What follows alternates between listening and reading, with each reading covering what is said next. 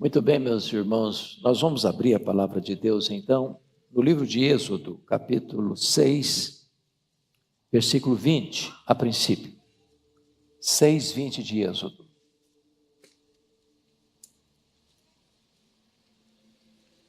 Convido toda a congregação para a leitura em uníssono. Vamos juntos? Arão tomou por mulher a Joquebede, sua tia, e ela lhe deu a Arão e Moisés. E os anos da vida de Arão foram 137.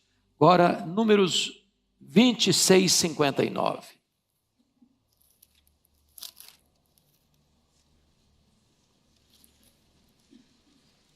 Número 26, 59. Vamos também fazer essa leitura em conjunto. A mulher de Arão chamava-se Joquebede, filha de Levi, a qual lhe nasceu no Egito.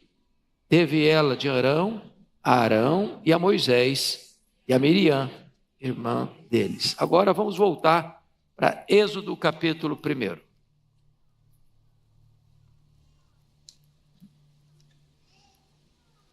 Começando a leitura no verso 5.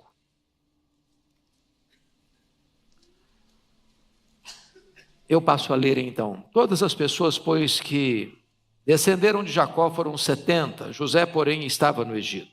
Faleceu José e todos os seus irmãos e toda aquela geração. Mas os filhos de Israel foram fecundos e aumentaram muito e se multiplicaram e grandemente se fortaleceram de maneira que a terra se encheu deles. Entremente se levantou um novo rei sobre o Egito que não conhecera José. Ele disse ao seu povo: eis que o povo dos filhos de Israel é mais numeroso e mais forte do que nós. Eia, usemos de astúcia para com ele, para que não se multiplique. E seja o caso de que, vindo guerra, ele se junte com os nossos inimigos e peleje contra nós e saia da terra.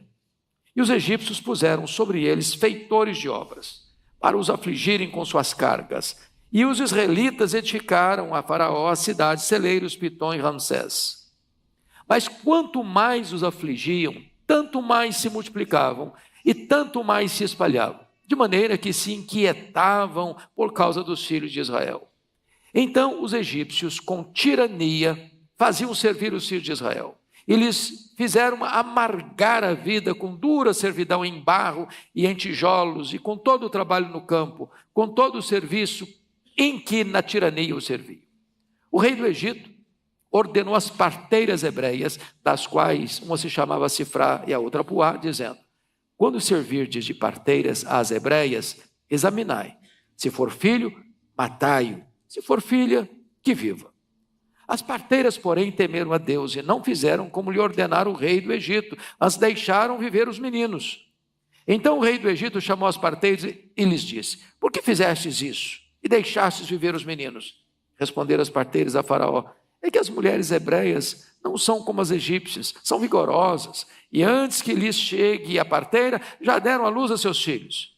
E Deus fez bem às parteiras, e o povo aumentou e se tornou muito forte. E porque as parteiras temeram a Deus, ele lhes constituiu família. Então ordenou Faraó a todo o seu povo, dizendo: a todos os filhos que nascerem aos hebreus lançareis no Nilo, mas a todas as filhas deixareis viver. Foi-se um homem da casa de Levi, casou-se com uma descendente de Levi, e a mulher concebeu e deu à luz um filho, e vendo que era formoso, escondeu-o por 3 meses.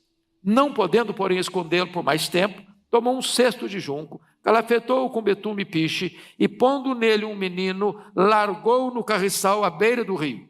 A irmã do menino ficou de longe, para observar o que lhe haveria de suceder. Desceu a filha de Faraó para se banhar no rio, e as suas donzelas passeavam pela beira do rio. Vendo ela o cesto no carriçal, enviou a sua criada e o tomou. Abrindo-o, viu a criança, e eis que o menino chorava. Teve compaixão dele e disse: este é menino dos hebreus. Então disse sua irmã, a filha de Faraó: queres que eu vá chamar uma das hebreias para que sirva de ama e te crie a criança? Respondeu-lhe a filha de Faraó: vai. Saiu, pois, a moça e chamou a mãe do menino. Então lhe disse a filha do Faraó: leva este menino, cria-mo pagar-te-ei o teu salário. A mulher tomou o menino e o criou.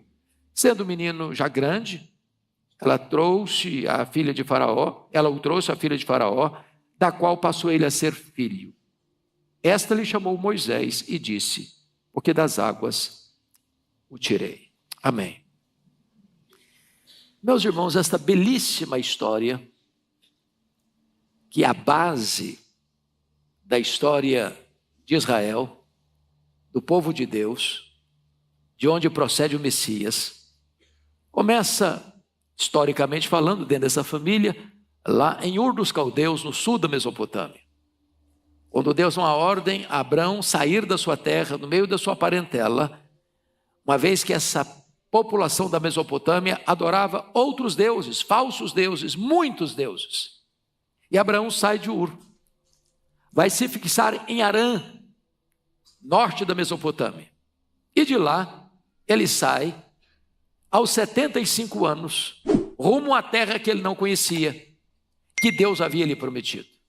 E Deus lhe faz uma promessa: de ti sairá então um descendente, e na tua descendência serão benditas todas as famílias da terra. E então, aos 100 anos de idade, nasce o filho da promessa, Isaque. Isaque vai se casar com 40 anos de idade. Rebeca, sua mulher, era estéril. Ele orou por ela 20 anos. E agora Isaque tem 60 anos. Quando nasce os filhos gêmeos, Esaú e Jacó. Dentro da providência de Deus, o escolhido era o caçula, o escolhido era o Jacó. E Jacó, então, acostumado à vida mais doméstica, das tendas, é governado de certa forma por sua mãe. E sai de casa aos 77 anos. Quando vai conhecer a sua mulher, a sua amada, Raquel, por quem trabalha 14 anos. E ele fica fora de casa 20 anos. Retorna à sua terra com família, com bens, aos 97 anos, quando passa pela grande experiência de conversão no Val de Jaboque. Jacó é o pai das 12 tribos de Israel. Jacó é o tronco da nação de Israel. Jacó é o progenitor de Judá, de cuja tribo nasceria o nosso glorioso Redentor, o Salvador do mundo. Por meio de José, que vai ao Egito, vendido pelos seus irmãos para uma caravana de midianitas, José fica no Egito 22 anos. Até que ele reconhece os seus irmãos, que vão ao Egito comprar mantimento. E depois de algumas experiências marcantes, então José manda levar toda a sua família para o Egito. E chega no Egito 70 pessoas. Mas Deus já havia dito para Abraão, lá em Gênesis 15, de que a sua família seria escrava em terra estrangeira durante 400 anos, com muito sofrimento. Mas Deus puniria esse povo opressor, e Deus tiraria o seu povo de lá com mão forte e poderosa, e esse povo não sairia de mãos vazias.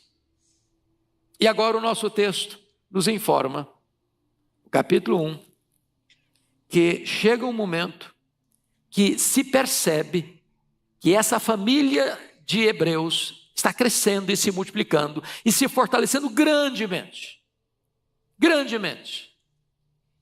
até que se levanta um novo rei, um novo faraó, que não conhecia José, que não conhecia os benefícios que José havia trazido à sua nação. E ele então começa a ficar desesperado, porque notem vocês, no versículo 7, mas os filhos de Israel foram fecundos e aumentaram muito, e se multiplicaram e grandemente se fortaleceram, de maneira que a terra se encheu deles. A ideia de encher aqui é a ideia de um enxame.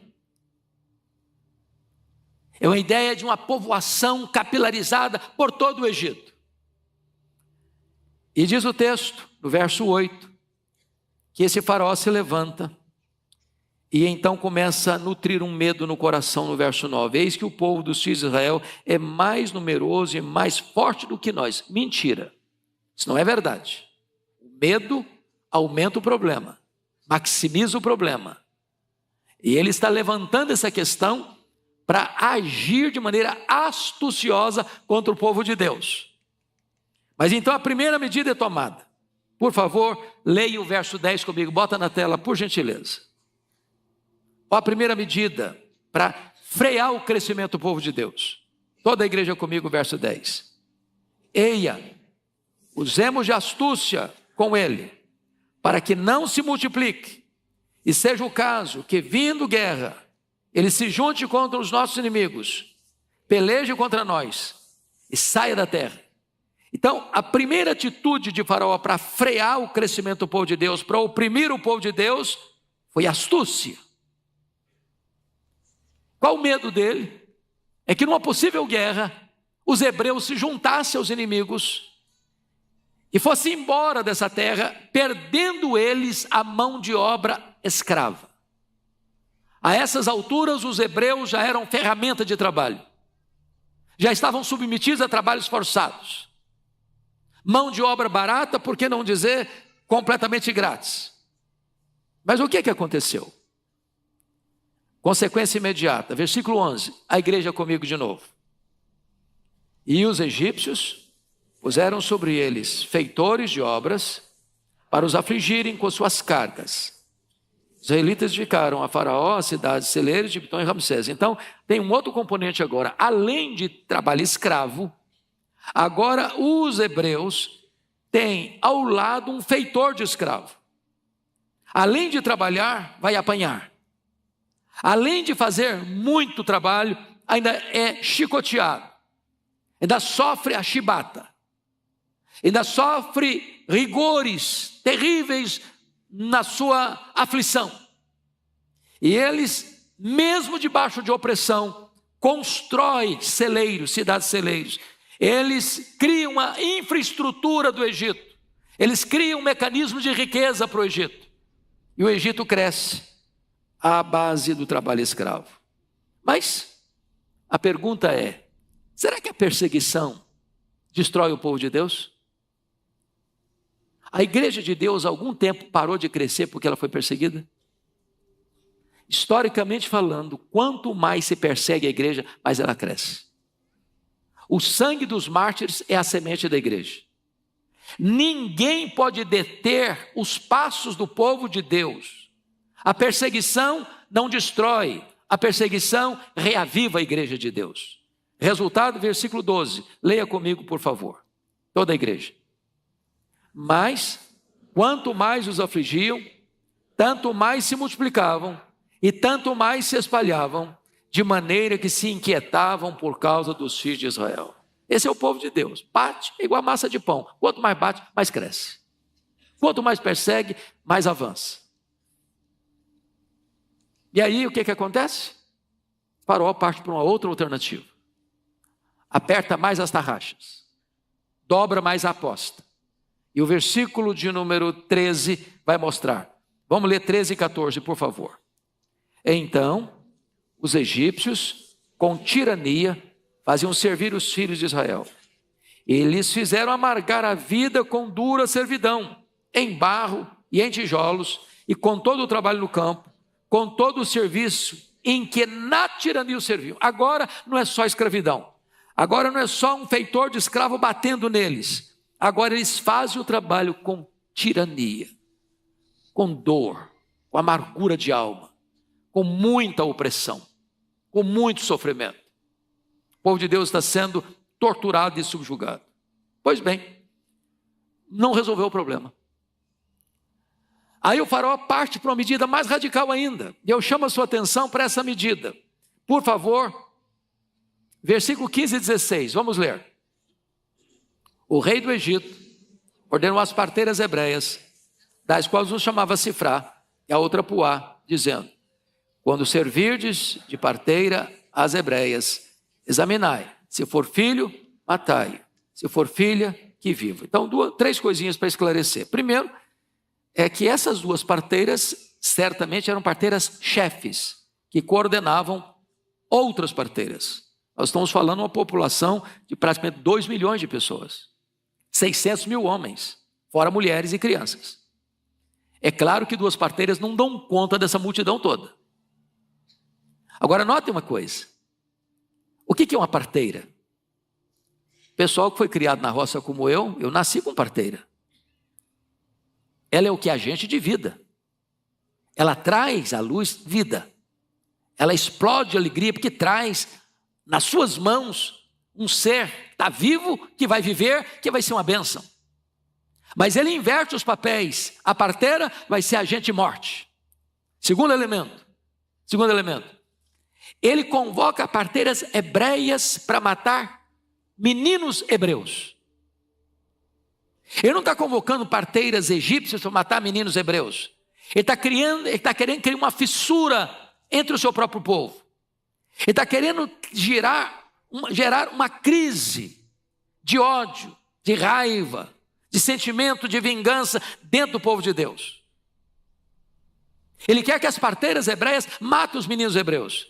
Agora, matar os meninos hebreus significa acabar com a população. Acabar com a população é acabar com a promessa. Faraó não está se insurgindo apenas contra os hebreus, ele está se insurgindo contra a promessa de Deus, ele está se insurgindo contra o próprio Deus. Ele quer anular o projeto de Deus. Mas aqui tem algo lindo, e eu gostaria de destacar para vocês. Versículo 17, leia comigo. As parteiras, porém, temeram a Deus, e não fizeram como lhes ordenara o rei do Egito. Antes deixaram viver os meninos. Preste atenção aqui que nós chamamos isso aqui de desobediência civil. Até que ponto um cidadão deve obedecer às autoridades constituídas? É obediência cega? É obediência incondicional? Ou a autoridade constituída, não importa se é um rei, se é um presidente, se é um primeiro-ministro, se é um governador, não importa. Toda pessoa que governa, ela está debaixo do governo de Deus. E nenhum de nós está obrigado e nem deve obedecer uma autoridade constituída, seja ela quem for, se isso nos faz violar nossa consciência, se isso nos faz desobedecer a um princípio absoluto de Deus. Assim como lá na Babilônia, os amigos de Daniel falaram para Nabucodonosor: ó Nabucodonosor, fique sabendo de uma coisa, nós não vamos adorar a imagem que você levantou. Se Deus quiser nos livrar, tem poder para nos livrar. Se Ele não quiser nos livrar, nós estamos prontos a morrer, mas nós não vamos obedecer. A mesma coisa aconteceu com Daniel. Ele, sabendo que havia um interdito para matá-lo, se ele orasse ao Deus Todo-Poderoso, e ele, mesmo sabendo que havia um decreto real para não fazer isso, ele o fez. Porque a autoridade humana não tem poder absoluto só o Deus Todo-Poderoso que tem. Foi o mesmo que os apóstolos fizeram em Jerusalém, quando o Sinédrio deu ordens para eles não pregarem no nome de Jesus, e eles responderam: antes importa obedecer a Deus que aos homens. Deus está aqui levantando gente que teme a Ele, e toda pessoa que teme a Deus não tem medo dos homens. Preste atenção nisso. Eu vou repetir. Toda pessoa que teme a Deus não tem medo dos homens. O que aconteceu com essas parteiras? Faraó as confrontou e elas deram uma boa desculpa. E talvez você mas elas mentiram. Aí entra a questão da ética cristã, e eu vou fazer uma perguntinha muito básica para você não ficar em crise com a sua consciência. Imagine que você esteja com a sua família na sua casa. Espero que nunca aconteça isso. Chega um bandido armado, e o seu filho correu e se escondeu. E o bandido pergunta para você assim: tem mais alguém nessa casa? Onde ele está? Eu tenho que ser verdadeiro, eu tenho que dizer onde está. Meu filho se escondeu lá no quartinho. Você faria isso?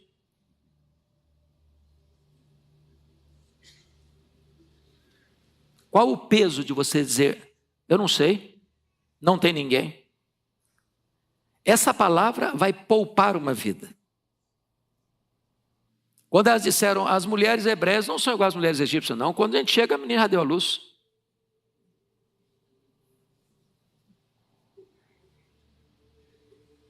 A Bíblia diz que Deus honrou essas mulheres, porque a atitude delas foi uma atitude de temor a Deus e não de subserviência a uma autoridade absolutista. Mas notem que Faraó então parte para a última postura e radical para impedir o crescimento do povo de Deus. Confira comigo, por favor, o versículo 22, toda a igreja comigo. Vamos juntos? Então ordenou o Faraó a todo o seu povo, dizendo, a todos os filhos que nascerem aos hebreus, lançareis no Nilo, mas a todas as filhas deixareis viver. Agora preste atenção que a primeira atitude de despotismo contra a vida é uma ordem às parteiras hebreias. Agora a ordem é a todos os filhos, a todo o seu povo. Agora os fiscais do faraó é o próprio povo egípcio. Dizendo o seguinte, olha, quando nascer um menino, investiguem para mim. Se for menino, tem ordem para pegar esse menino e jogar no Nilo. O Nilo, vocês bem sabem que é o rio mais longo do mundo. O Nilo é o maior rio do Egito. O Nilo era infestado de crocodilos. A questão aqui não é apenas morte por afogamento, uma criança não sabe nadar, ela não sobrevive na água. Mas talvez ela seja devorada pelos crocodilos antes de perder o fôlego, antes de perder a consciência no afogamento.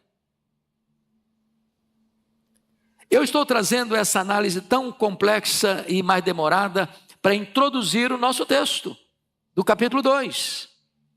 Porque eu pergunto a vocês, que rapaz, que moça gostaria de casar num ambiente desse? Sabendo que vai ter um filho, o filho vai virar comida de crocodilo. Eu tenho escutado o pastor Ival, o senhor também, alguns jovens dizendo, eu não quero ter filhos. Dá muito trabalho, é muito difícil. E quem diz que não dá trabalho? E quem diz que é fácil? Criar filhos não é brincadeira. E esse casal, Amrão e Joquebede, tiveram 3 filhos. A mais velha, Miriam, já era uma menina adolescente, podendo cuidar do cesto lá na beira do rio. O Arão, 3 anos mais velho que Moisés. Moisés o caçula. Diz Atos capítulo 7 e Hebreus capítulo 11, que quando o menino nasce, aqui dá a impressão, conforme versículo 2, a mulher concebeu e deu à luz a um filho, e vendo que era formoso, escondeu por 3 meses. Eu pergunto a vocês, que filho não é formoso para a mãe? Tem algum? Tem bebê que não é bonito mesmo não. Depois fica lindo, maravilhoso. Agora, o texto lá no Novo Testamento não diz que ele era formoso, assim, de bonitinho, não. Era formoso aos olhos de Deus. Podia até ser bonitinho. Formoso aos olhos de Deus. Deus tinha um propósito. Então, a primeira coisa que eu chamo a sua atenção, mamãe está aqui, é que nós criamos nossos filhos e vemos os nossos netos crescerem num ambiente muito hostil. Muito hostil. E louvado seja Deus, que a Igreja Presbiteriana de Pinheiros está preocupada com isso, está pensando numa escola de princípios, porque a situação aí está tão difícil, tão difícil. Eu estive o ano passado no Canadá, e fui pregar numa cidade daquele país, um trabalho à tarde, e uma mãe me procura, com o coração muito perturbado, e disse, pastor Hernandes, o meu filho foi para a escola hoje, pela primeira vez, com 5 anos de idade. E hoje, o professor que o recebeu, chamou à parte e disse, você é quem escolhe se você quer ser homem ou mulher, menino ou menina. para uma criança de 5 anos, no primeiro dia de aula. Nós estamos vivendo uma época em que a mídia torna tudo comum. E há poucos dias eu perguntei, por que essa explosão, dessa confusão mental na vida de tantas pessoas? E a pessoa me respondeu, pastor, é a mídia que incentiva. São as escolas, muitas delas regidas por esse pensamento. Vivemos num mundo de violência, vivemos num mundo de confusão, vivemos num mundo de perturbação, vivemos num mundo de opressão. Mas nem por isso nós deveríamos abrir mão de sonhar. Nem por isso os jovens solteiros e os jovens casados deveriam abrir mão de ter filhos para a glória de Deus. O mesmo Deus que guardou Moisés, o mesmo Deus que deu graça e fé para Arão e Joquebede, pela fé, guardar aquele menino, esconder aquele menino 3 meses, é o Deus que vai dar força, vai dar fé, vai dar coragem, vai dar estratégias para você proteger os seus filhos do mal.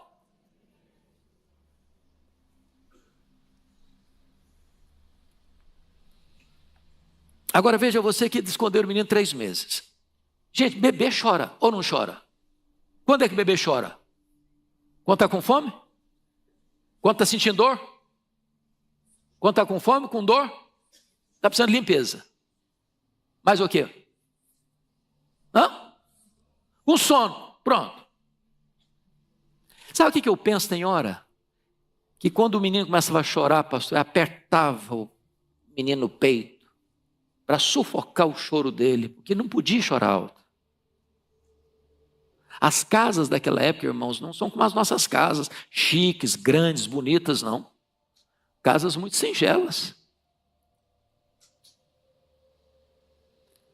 Mas Hebreus vai nos informar, capítulo 11 de Hebreus, e isso é maravilhoso.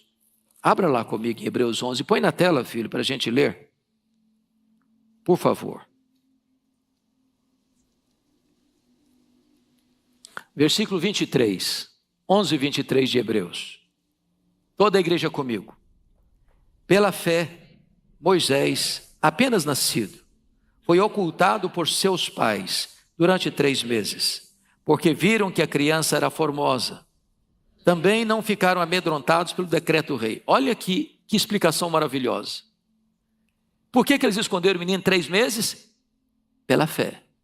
Pela fé eles não tiveram medo de quê? Do decreto do rei. Isso é fé. Vamos ler o 24. Por favor. Pela fé, Moisés, quando já homem feito, recusou ser chamado filho da filha de Faraó, preferindo ser maltratado junto com o povo de Deus, a usufruir prazeres transitórios do pecado, porque considerou o opróbrio de Cristo por maiores riquezas do que os tesouros do Egito, porque contemplava o galardão. Então vamos perceber algumas coisas agora, irmãos, no capítulo 2. Depois de 3 meses, a Joquebede pensou assim, não dá mais para segurar. Ela dá mais um passo de fé. Vou fazer um cesto. Vou calafetar esse cesto. Vou botar o menino no cesto. E vou soltar no carriçal, ou seja, aquelas plantas de papiro, às vezes, que davam na beira do rio. Agora, preste atenção nisso. A palavra cesto aqui, no hebraico, é arca. E a palavra arca só aparece 2 vezes no Velho Testamento, só 2 vezes. A arca de Noé e a arca de Moisés.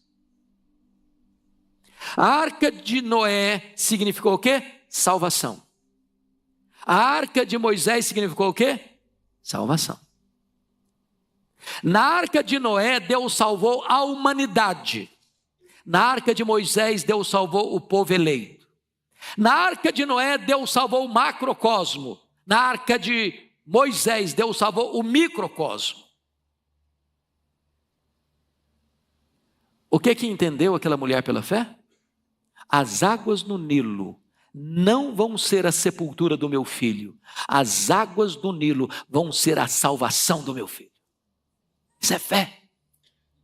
O mundo é hostil mesmo. O ambiente é terrível mesmo. As escolas hoje, em grande parte, oferecem riscos e perigos também, além da educação. O que você vai fazer? Vai recuar? Vai amedrontar? Vai ficar com medo? Não vai querer ter filhos? Vai querer parar? Em nome de Jesus, não. É hora de agir pela fé. De entender que os nossos filhos são belos, lindos, preciosos aos olhos de Deus. Leia, por favor, comigo Atos capítulo 7. Vamos ver o discurso de Estevão quando ele faz referência a esse caso. Atos 7, por favor. Versículo 20. Ponha na tela para toda a igreja ler comigo. 7:20. Atos. Vamos lá, toda a igreja. Por esse tempo, nasceu Moisés, que era formoso aos olhos de Deus. Por 3 meses foi ele mantido na casa de seu pai. Quando foi exposto, a filha de Faraó o recolheu e criou como seu próprio filho. E Moisés foi educado em toda a ciência dos egípcios e era poderoso em palavras e obras. Quando completou 40 anos, veio-lhe a ideia de visitar seus irmãos, os filhos de Israel. Bom, então chama a sua atenção para esse ponto aqui. O menino era formoso aos olhos do pai e da mãe, bonito para tirar fotografia, fazer um álbum bonito? Não, formoso o quê? Aos olhos de Deus. Isso é muito mais do que um menino bonitinho. Os pais perceberam que tinha um projeto de Deus na vida daquele caçula. Agora, vamos voltar para o texto de Êxodo 2. Esse texto retrata 4 mulheres que marcaram a vida de Moisés. Primeira mulher que marcou a vida de Moisés, Joquebede. Aliás, 3 mulheres, né? Joquebede. Aliás, 4. Joquebede. Segunda mulher, Miriam, sua irmã. Terceira mulher, a filha do faraó. A 4ª mulher da vida dele, a Zípora, a sua esposa. A história de Moisés está cercada por mulheres. E mulheres que foram usadas por Deus para poupá-lo, para educá-lo, para instruí-lo, para instrumentalizá-lo. Então diz o texto que a Miriam está lá com a arca na água, no meio do carriçal. E notem que o cesto foi colocado no lugar estratégico. Já tinha se estudado isso. O local onde a filha do faraó tomava banho com as suas moças. E de repente, a filha do faraó avista a arca. Manda trazer a arca. Abre a arca e tem um bebê lindo, 3 meses, que começa a chorar. A primeira arma de Deus para libertar o seu povo da escravidão do Egito foi o choro de uma criança. Deus muda a história da humanidade com o choro de uma criança.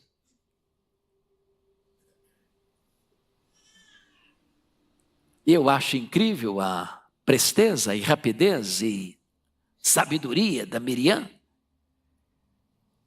quando chega para a filha do faraó e diz: você não quer que eu arranje uma mãe para cuidar dessa criança? E aqui tem tudo a providência de Deus.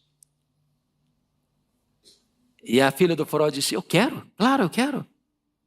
Ela correu para a mãe Joquebede e falou: mamãe, a arca funcionou. Deus honrou sua atitude de fé. A arca foi encontrada. E foi encontrada pela filha do faraó. E ela está dizendo que quer uma mãe para cuidar do menino. Não tem ninguém melhor que a senhora.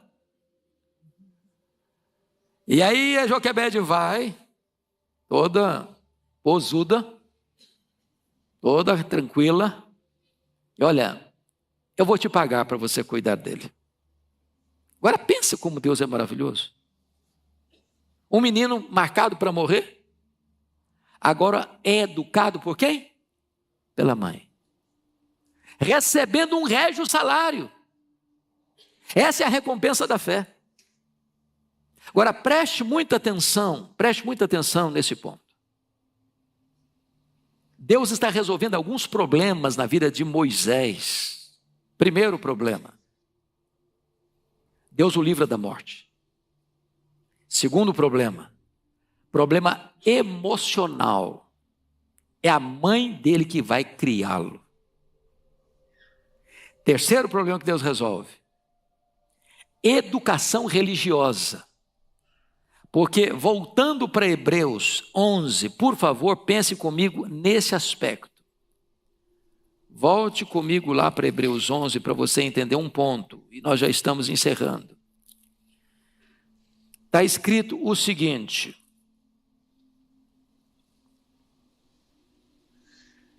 preste atenção aqui, versículo 24. Pela fé, Moisés, quando já homem feito, recusou ser chamado filho da filha de Faraó, preferindo ser maltratado junto com o povo de Deus ao usufruir prazeres transitórios do pecado, porquanto considerou o opróbrio de Cristo por maiores riquezas do que os tesouros do Egito, porque contemplava o galardão. E eu pergunto a vocês, onde ele aprendeu isso? Foi no palácio do Egito? Foi estudando as ciências ocultas do Egito? E a resposta é um sonoro não. As verdades que marcaram a vida de Moisés, que fizeram dele o homem que foi, o libertador, o legislador, o intercessor, o grande líder que conduziu o povo pelo deserto, foram as instruções que ele recebeu na primeira infância, na casa do seu pai e da sua mãe. Então, pelo amor de Deus, desculpe da expressão tão forte, não terceirize a educação dos seus filhos na primeira infância. Não entregue nas mãos do Estado a educação dos seus filhos. Nem coloque na conta da igreja. A igreja assessora, a igreja ajuda. O pastor Ival diz constantemente isso aqui: a fé começa em casa. É lá na infância que você vai instruir. E se você plantar a semente da verdade do Evangelho no coração e na mente das suas crianças, elas vão crescer. E quando forem velhas, isso vai direcionar a vida delas para ser a grande vetor para tomar as maiores e melhores decisões da vida. Mas finalmente, em quarto lugar, Deus resolveu o problema da formação acadêmica. Porque o texto vai dizer que Moisés vai estudar as ciências do Egito, matemática, arquitetura, medicina. Ele vai se tornar um homem de cultura enciclopédica, importantíssimo para o que ele escreveu, o Pentateuco, importantíssimo para as experiências que ele teve como legislador, importantíssimo para a posição de liderança, para tirar o seu povo da amarga escravidão do Egito. Então, Deus é esse Deus maravilhoso, que usa as mais diversas ferramentas para cumprir os seus santos propósitos. E permita-me concluir dizendo que Joquebede foi uma mãe muito bem-aventurada. O nome Joquebede significa Jeová é a sua glória. Essa mulher só é mencionada 2 vezes na Bíblia, os 2 textos iniciais que lemos, Êxodo 6:20, número 26:59. Mas essa mulher, preste atenção, e eu vou pedir que você acompanhe a leitura comigo que eu farei em Miqueias 6:4. Tem uma informação muito linda sobre ela. Olha o que está escrito aqui. Miqueias 6:4. Já que está na tela, vamos todos ler. Pois te fiz sair da terra do Egito, e da casa da servidão te remi, e enviei adiante de ti Moisés, Arão e Miriam. Preste atenção nisso. Essa mãe é mãe de 3 filhos, Miriam, Arão e Moisés. Moisés foi o libertador, Arão foi o sumo sacerdote, Miriam foi profetisa e musicista. Essa mãe, num tempo de opressão, entregou à história 3 grandes líderes da nação. Que exemplo. Então, pergunta a você, que tipo de mãe você tem sido? Segundo, que tipo de investimento você tem feito em seus filhos? Terceiro, quais são os seus sonhos? Quais são os seus ideais em relação aos seus filhos? E a minha oração é que Deus levante Joquebedes na nossa geração. Que Deus levante Moisés na nossa geração. Que Deus os abençoe. Amém.